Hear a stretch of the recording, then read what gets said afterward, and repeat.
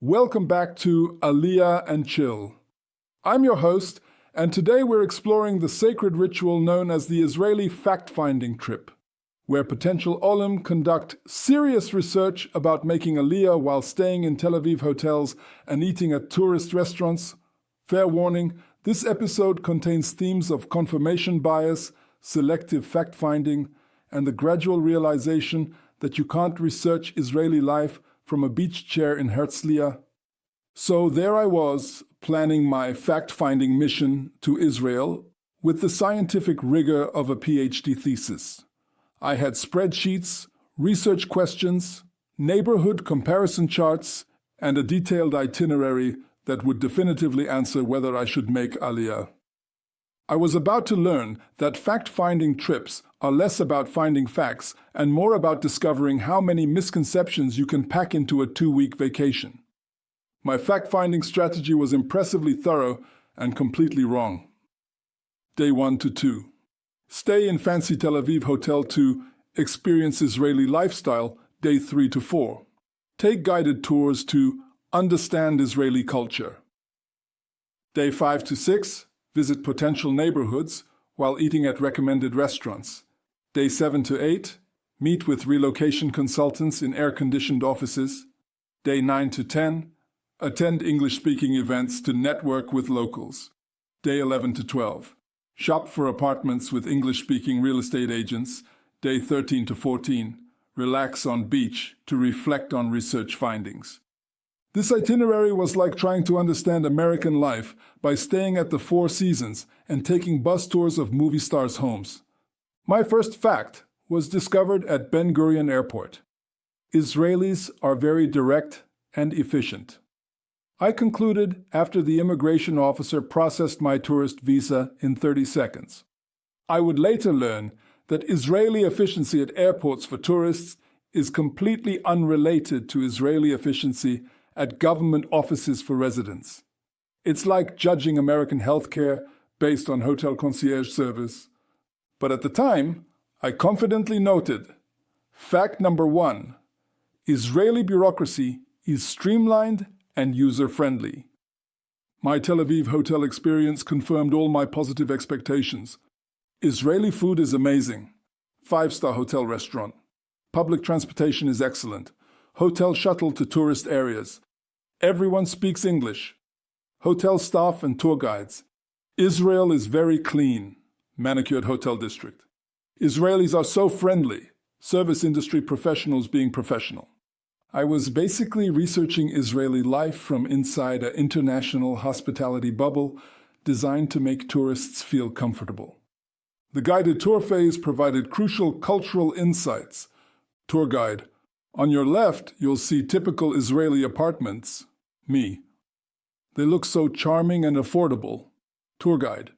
Which rent for 15,000 shekels per month? Me. That seems reasonable.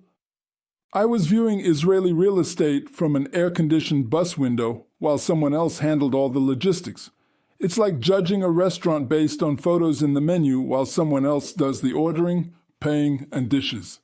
My neighborhood research was methodical and completely artificial. I'd arrive in each area at 11 a.m. on a Tuesday when everyone's at work, eat lunch at the one restaurant that had English menus, walk around for an hour during the quietest time of day, then conclude whether it was livable for families. Ramat Aviv is very peaceful, I noted, because I visited during business hours. Florentine has great energy, because I went to one hipster cafe. Herzliya is perfect for professionals, because it looked expensive. I was conducting sociological research with the methodology of a weekend getaway. The apartment viewings were particularly educational. Real estate agent, this 2-bedroom is perfect for young professionals. Me, it's so spacious. Agent, it's 65 square meters. Me, that's good, right? Agent, for Tel Aviv, it's a palace. I was seeing apartments in showing condition with tourist pricing while someone translated all the details for me. It's like test driving a car on a closed course with a professional driver. My networking events revealed deep cultural insights. At the Anglo-Olim happy hour, Israelis are very social and welcoming. At the English-speaking professionals meetup, integration seems effortless. At the International Residents Book Club, the community is so supportive. I was researching Israeli society by talking exclusively to other English-speaking immigrants at events designed specifically for English-speaking immigrants. It's like studying French culture at American expat gatherings in Paris. The work research was thorough and completely detached from reality. I had coffee meetings with startup founders in English, visited tech offices during recruiting events with English presentations, and attended networking sessions for international professionals. The Israeli job market is very welcoming to English speakers, I concluded. What I missed: how job interviews actually work when your Hebrew is limited, what daily workplace communication is like, how performance reviews happen when you're still translating basic instructions. My healthcare research was impressively superficial. I visited a private clinic that caters to English-speaking clients, talked to customer service representatives who spoke perfect English, and toured a hospital's international patient center. Israeli healthcare is world-class and very accessible, I noted confidently. I had essentially researched Israeli healthcare by visiting the Israeli equivalent of medical tourism facilities. The bureaucracy research was the most hilariously inadequate. I needed to extend my tourist visa, so I went to Misrad Hapnim with my hotel concierge's assistance, had all my documents pre-organized by professionals, and received expedited service because I was clearly a tourist with a return ticket. Israeli government offices are efficient and helpful, I recorded. This was like judging American DMV efficiency based on VIP service at the State Department. My financial research was conducted entirely in tourist mode. Hotel breakfast? Food costs are reasonable. Tourist restaurant dinners. Dining out is affordable. Guided tour transportation. Getting around is easy. Exchange rate calculations. The shekel is favorable. I was basically researching the cost of living in Israel by living like a wealthy tourist for 2 weeks. The breakthrough moment came during my final day reflection period on the beach. I realized I'd spent 2 weeks in Israel without waiting in a single government office line, dealing with any bureaucracy independently, trying to accomplish anything in Hebrew, experiencing normal work stress, handling apartment maintenance issues, managing relationships with Hebrew-speaking neighbors, navigating any real-life emergencies. I had researched making Aliyah by living in Israel as a pampered tourist with unlimited support staff.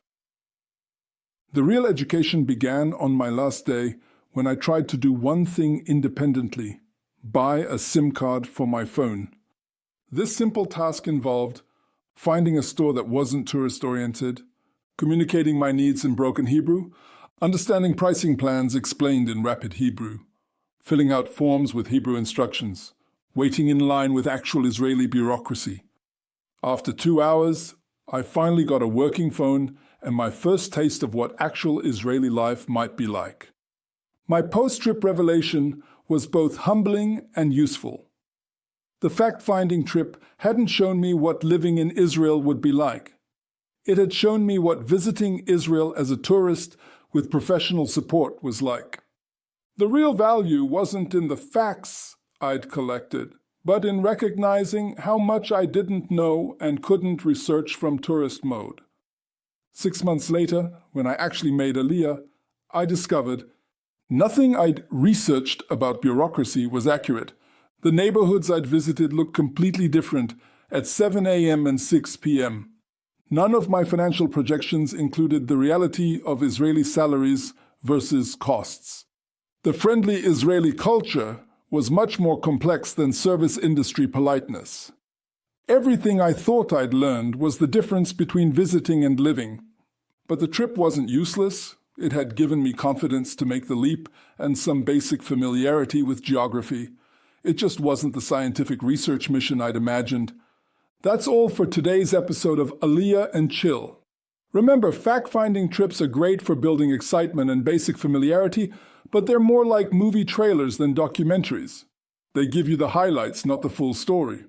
And hey, if you want to research Israeli life more thoroughly than a luxury hotel vacation allows, maybe it's time to call Easy Aliyah's VIP concierge service. We'll help you understand the reality behind the tourist experience. Until next time, research responsibly, manage your expectations, and remember, the best preparation for Israeli life is actually living Israeli life.